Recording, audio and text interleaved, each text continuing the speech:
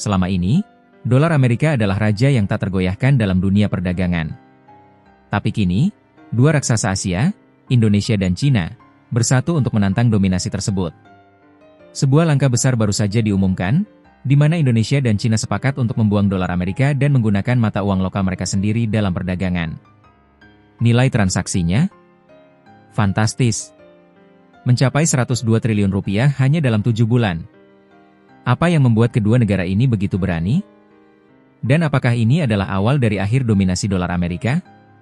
Bank Indonesia dan People's Bank of China terus memperkuat kerja sama Local Currency Transaction atau LCT, yaitu penggunaan mata uang lokal dalam perdagangan dan investasi bilateral. Ini bukan sekadar formalitas. Angkanya berbicara sendiri.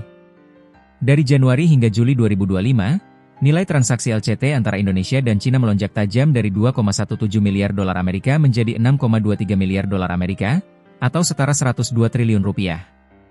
Lonjakan drastis ini adalah bukti nyata bahwa para pelaku bisnis di kedua negara sangat merasakan manfaatnya. Biaya transaksi jadi lebih efisien, dan nilai tukar jadi lebih stabil, mengurangi risiko fluktuasi yang sering menghantui para eksportir dan importir.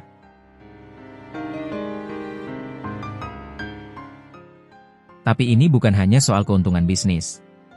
Ini adalah strategi jangka panjang yang jauh lebih besar.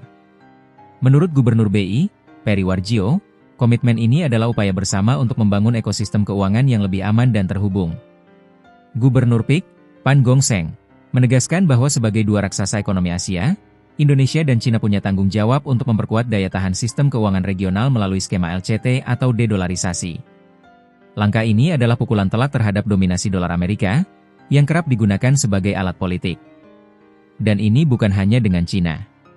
Indonesia juga telah mencapai angka positif dalam transaksi LCT dengan Malaysia, Jepang, Thailand, Korea Selatan, dan Uni Emirat Arab. Dan yang paling menarik, BI dan PIK tidak berhenti di situ.